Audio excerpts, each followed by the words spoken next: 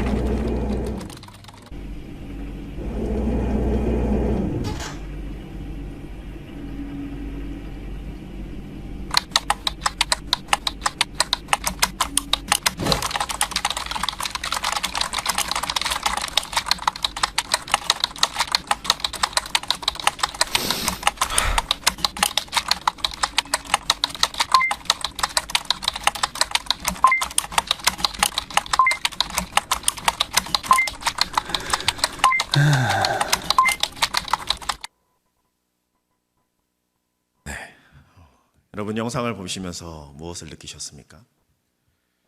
주인공이 그렇게 열심히 일을 해서 승진을 했지만 또 똑같이 반복되는 일 속에서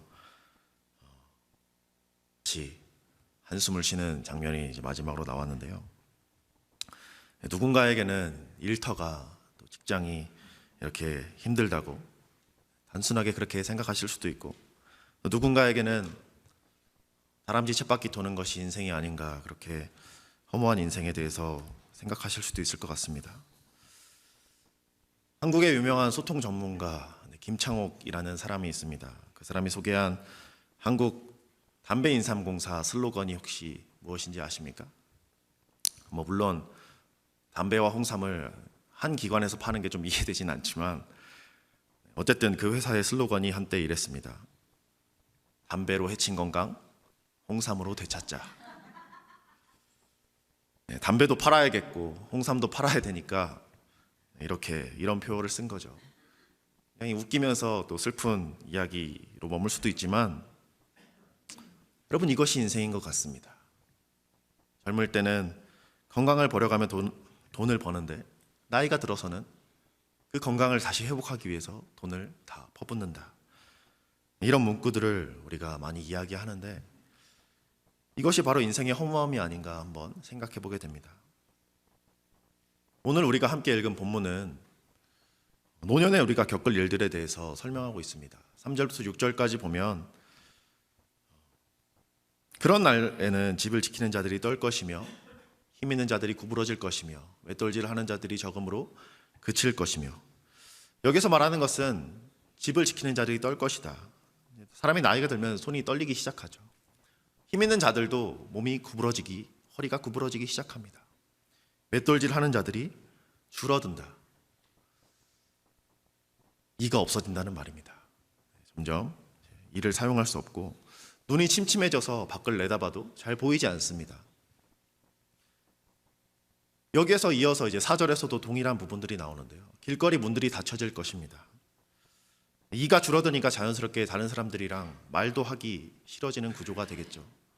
모든 문들이 닫혀집니다. 맷돌 소리가 적어질 것이며, 이가 없으니까 당연히 이빨이 부딪히는 소리가 나지 않죠. 새 소리로 말미암아 일어납니다. 저는 아직도 새 소리를 들으면서 깬 적은 없는데, 새 소리로 말미암아 일어난다. 굉장히 일찍 일어나는 거거든요. 새벽 미명에 해가 뜨기도 전에 4시, 5시부터 일어나게 되는 거죠. 음악하는 여자들이 다 쇠하여질 것이다. 점점 청력이 감소되니까 음악도 할 수 없게 되는 그런 상황이 됩니다. 5절에 보면 그런 자들은 높은 곳을 두려워할 것이다. 떨어지기 무섭고 올라가는 것도 무서운데 떨어지는 건 더 무섭기 때문에 높은 곳을 두려워하게 되죠. 길에서는 놀랄 것이고 자주 놀라게 됩니다. 나이가 들면 살구나무는 꽃이 피게 될 것이다. 살구나무는 꽃이 피면 하얗게 활짝 핀 것이 이제 살구나무의 꽃인데 마치 백발이 성성한 할아버지를 떠올리게 됩니다. 정욕이 그치리니 점점 욕구가 삶의 욕구 많은 부분들이 줄어들게 됩니다. 뭐 하나 모두가 다 나이 드는 노화의 과정을 설명하는데 그러면 메뚜기도 짐이 되고 무거운 것도 되게 작은 것 하나도 핸드폰까지도 무겁게 느껴지는 그런 삶. 그것이 바로 노년의 때라고 이제 설명하는데 모두가 자기의 집으로 돌아가고 조문객들이 거리로 왕래하게 된다. 이것이 성경이 말하는 표현입니다. 그러니까 결국 모든 사람은 6절에서 말하는 것도 마찬가지고 모든 사람은 다 이 노년의 때를 거쳐서 죽음에 이르게 됩니다. 결국 흙으로 돌아가게 되는 거죠. 그래서 인생을 가리켜서 허무하다라고 일컫는 사람들이 종종 있습니다. 이 전도서도 마찬가지로 동일한 관점에서 기록하는데요. 8절에 보니까 전도자가 이르되 헛되고 헛되도다. 모든 것이 헛되도다.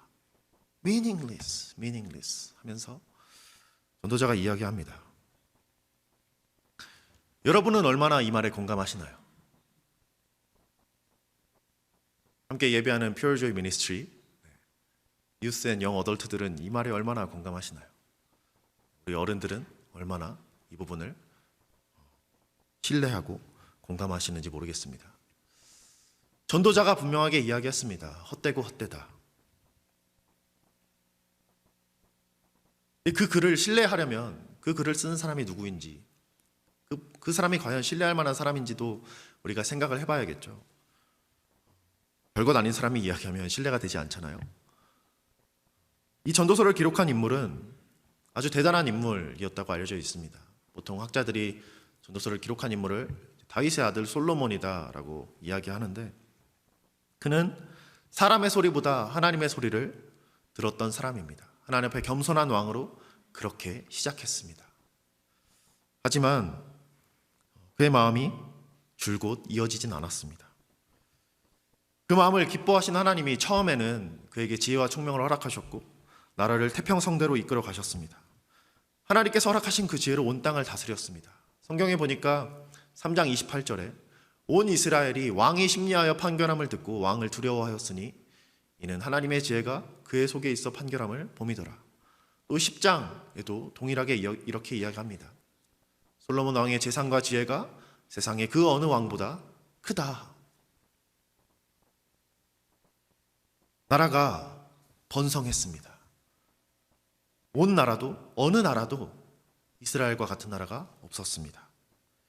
그렇게 하나님을 예배했고 하나님께서 허락하신 성전도 건축하고 7년에 걸쳐서 그 성전을 아주 아름답게 지었는데요. 거기까지 했으면 참 좋았을 텐데 성전을 위해서 7년 하고 나서 자신의 왕궁을 위해서 13년이라는 세월을 드리게 됩니다. 오히려 성전보다도 더욱더 공을 들인 왕궁이 탄생하게 되는 거죠. 뿐만 아니라 정치적 목적으로 이방의 공주들과 결혼하기 시작합니다. 자신의 왕권을 유지하기 위해서 하나님의 나라가 아니라 세상 나라를 유지하기 위해 그렇게 살아갑니다. 뿐만 아니라 그들이 데려온 이방 신들을 숭배하기 시작합니다. 그렇게 점차 타락하기 시작한 이 솔로몬은 이제 어느 순간부터 말씀에 순종하지 않습니다. 그렇게 부귀와 영화를 누렸던 이 왕이 타락하기 시작하니까 정말 순식간에 망가지는 것이 보여지는데요. 그렇게 하나님을 떠나고 세상과 짝했던 이 솔로몬 왕이 어느 순간 인생의 말년에 이르러서야 다시금 돌이켜서 지금 이 전도서라는 것을 기록했습니다. 인생의 모든 희노애락, 높고 낮음, 구비구비를 다 거쳐서 지금 여기까지 왔고 이 전도서를 기록했는데요. 오히려 그래서 더 신뢰가 가는 부분이 있습니다. 인생의 모든 것을 다 경험해봤기 때문에 그가 한 이 말이 그저 가난했다면, 그저 부했다면이 아니라 모든 것을 다 경험했기 때문에 그의 말이 우리는 얼마나 신뢰하며 받아들일 수 있는지 한번 생각해 볼 수 있습니다. 인생은 허무하다. 이것이 전도서에서 말하는 결론인 것처럼 보입니다.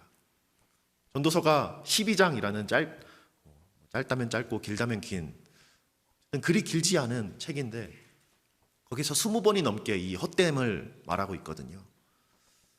세상은 헛되다. 모든 것이 헛되다라고 이야기하는데 마치 이게 결론처럼 우리에게 다가올 수 있습니다.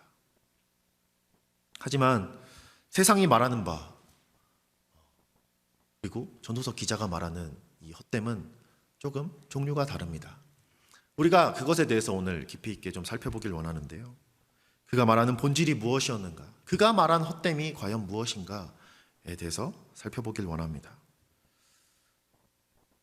여러분, 그 12장 8절에서 우리가 함께 본 것처럼 그는 헛되고 헛되다, meaningless 계속해서 이야기하는 것은 허무하고 무가치한 것으로 끝날 수 있는 인생을 우리가 한번 돌아보길 원해서입니다.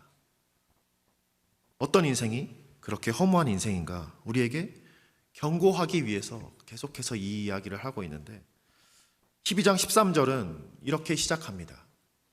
일의 결국을 다 들었으니 하나님을 경외하고 그의 명령들을 지킬지어다. 이것이 모든 사람의 본분이다.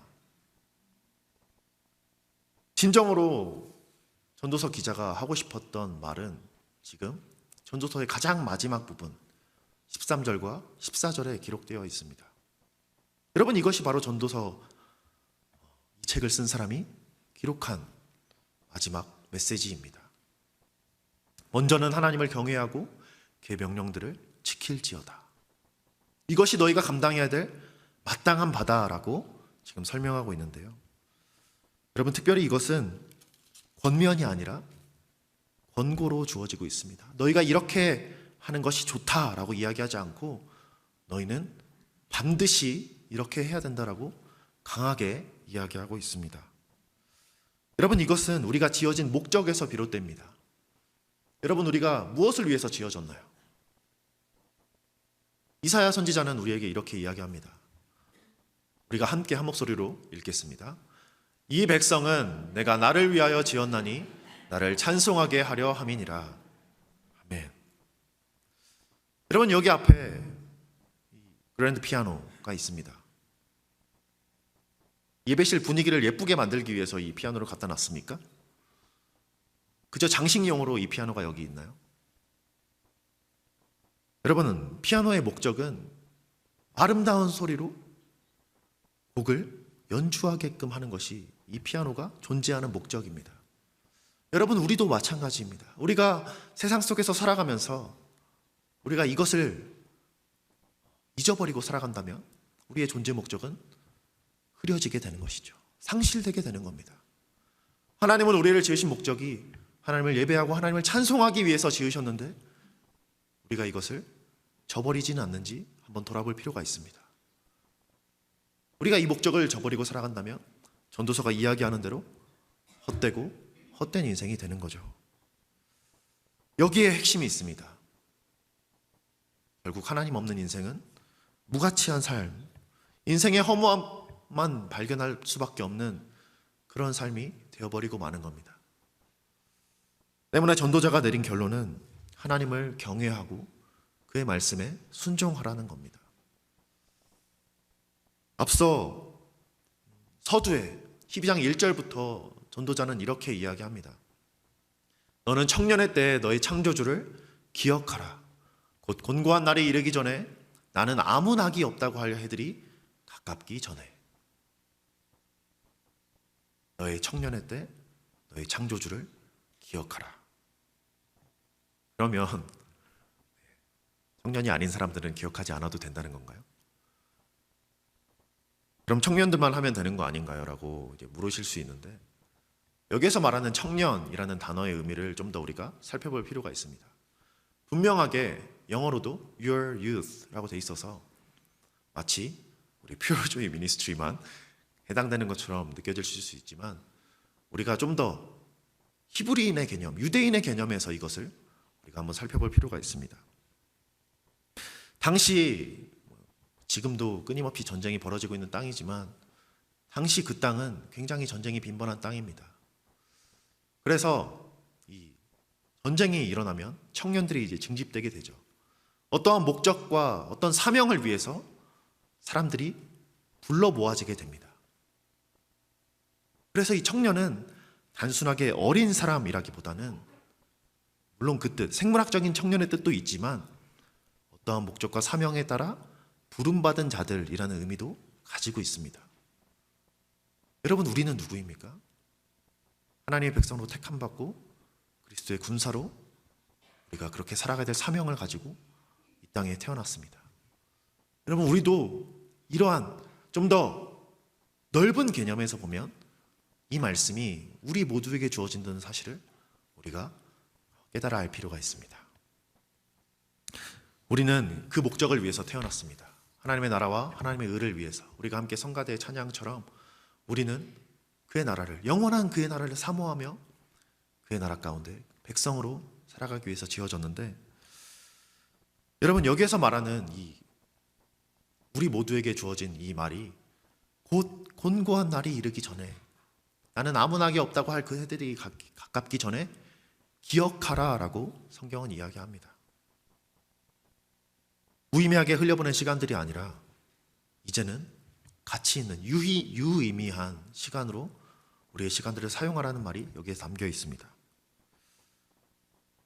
아무 낙이 없다고 할 해들, 인생의 후회만이 가득한 그 날들을 가리키는 거죠. 하나님께서 허락하신 기쁨을 누리지 못하고 그 기쁨을 발견하지 못한 삶이 이런 삶입니다. 그러니까 결국 창조주를 기억하라 라고 하는 것은 하나님의 말씀을 기억하라 라고 하는 것과 동일한 의미인데, 단지 노년을 대비하라, 죽음 이후를 준비하라 라는 수준에 머무르기보다 우리가 인생의 어느 때든지 하나님과 동행하고 있는지, 하나님의 말씀을 기억하며 살아가고 있는지 우리가 여기에 포커스를 맞춰서 한번 말씀을 보길 원합니다. 여기에서 보면 단순히 너의 하나님을 기억하라 라고 하지 않고 너의 창조주를 기억하라 라고 성경이 이야기합니다. 여러분, 우리를 지으신 이가 하나님이시라면 우리가 죽음 이후에 우리의 생명을 취하시고 우리가 다시 돌아갈 곳도 하나님이라는 사실을 지금 성경 본문은 강조하고 있습니다. 너의 창조주를 기억하라. 12장 7절에서도 동일하게 표현합니다. 흙은 여전히 땅으로 돌아가고 영은 그것을 주신 하나님께로 돌아가기 전에 기억하라. 흙은 당연히 땅으로 돌아갑니다. 하지만 여기서 나온 영, 이 영은 호흡을 말하는데요, 생기를 말합니다. 우리를 창조하실 때 생기를 불어넣어 주셨죠. 그것처럼 우리의 영은 다시 하나님께로 돌아가게 될 것인데, 여러분, 이것을 우리가 기억하라고 지금 전도자는 이야기하고 있습니다. 그리고 여기에서 지금 하나님께로 돌아가기 전에, 여기서는 창조주 하나님이 아니라 하나님, 엘로힘 하나님에 대해서 이야기하는데, 전능자이시죠. 전능하신 하나님. 그 앞에 우리는 유한한 존재다, 제한적인 존재다라는 것을 또 한번 강조하고 있습니다. 여러분, 그래서 전도자는 계속해서 기억하라고 하는 것이 무엇입니까? 우리는 하나님을 기억해야 되는데 하나님의 말씀이 우리 가운데 심겨지고 우리가 그 안에서 살아가고 있는지를 돌아보라고 계속해서 명령하고 있는 겁니다. 하나님께로 돌아간다는 것은 마침내 우리에게 다가올 심판의 때가 있다는 것이죠. 오늘 읽진 않았지만 12장 마지막 구절 우리가 함께 한 목소리로 읽겠습니다. 영어로도 한번 읽고 한글로도 한번 읽겠습니다.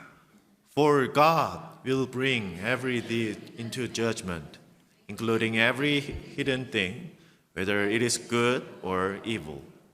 한글로 읽겠습니다. 하나님은 모든 행위와 모든 은밀한 일을 선악간에 심판하시리라. 아멘.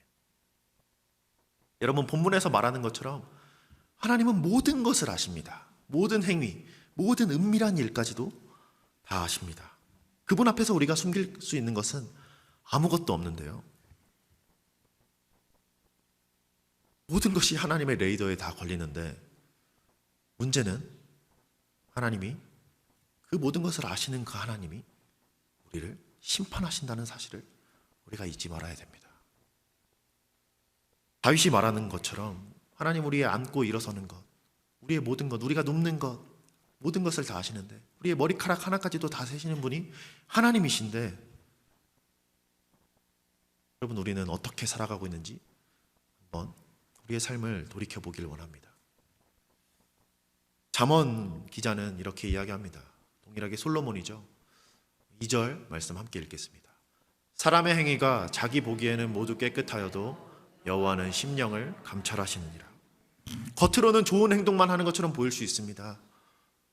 하지만 그 행동의 동기가 무엇이며 그 안에 속마음은 무엇인지 사람들은 모를지라도 하나님은 다 아신다는 거죠. 여기에서 말하는 은밀한 일이 바로 이겁니다. 그 모든 것을 아시는 주님께서 언젠가 우리를 심판하실 것입니다. 여러분, 이것은 하나의 경고의 메시지입니다. 여호와를 기억하라는 것은 단순하게 권면이 아니라고 말씀드렸습니다. 권고라고 말씀드렸습니다. 여러분, 구약에서 천사를 보내서 이 땅이 멸망할 것이다, 이 소돔과 고모라가 멸망할 것이다 라고 천사를 보내서 경고하셨어요. 그런데 그 경고를 우습게 여긴 친구들이 있습니다. 농담으로 진지하게 받아들이지 않은 친구들이 있습니다. 그 친구들은 어떻게 되었죠? 친구들은 모두 죽음을 맞이했습니다. 롯의 딸들, 결혼할 사위들은 농담으로 여겼지만, 농담으로 여기지 않은 이들만 구원을 받게 됐다는 사실을 우리는 기억할 필요가 있습니다. 우리가 과연 삶 속에서 하나님의 말씀을 얼마나 진지하게 받아들이고 살아가고 있는지, 우리가 이 말씀을 통해서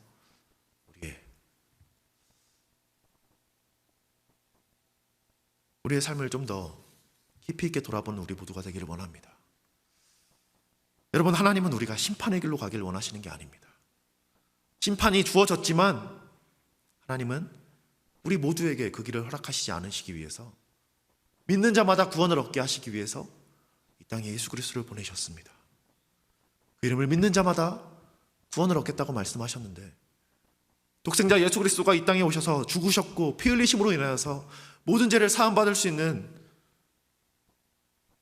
그 일이 우리에게 주어졌는데, 그 일을 우리가 받아들이지 않는다면 그것은 온전히 우리의 책임으로 남아있게 될 것입니다.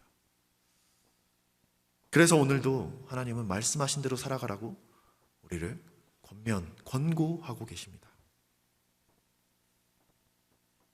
더 듣기 전에 우리는 돌이키기를 원합니다. 오늘의 말씀을 맺으려고 하는데, 우리가 함께 23절 본문을 함께 한 목소리로 읽고 마치려고 합니다. 함께 읽겠습니다. 일의 결국을 다 들었으니 하나님을 경외하고 그의 명령들을 지킬지어다. 이것이 모든 사람의 본분이니라. 영어로도 함께 읽겠습니다. Now all has been heard. Here is the conclusion of the matter. Fear God and keep His commandments, for this is the whole duty of man. 여러분, 전도서 기자가 말한 것처럼 하나님을 경외하고 그의 명령을 지키는 것이 우리의 본분임을 알아서 우리가 오늘도 그렇게 살아가기를 원합니다. 이렇게 살아갈 때 우리는 우리의 인생을 돌아볼 때 우리가 허무한 인생이 아니라 하나님 앞에 감사하는 인생으로 그렇게 살아가게 될 것입니다.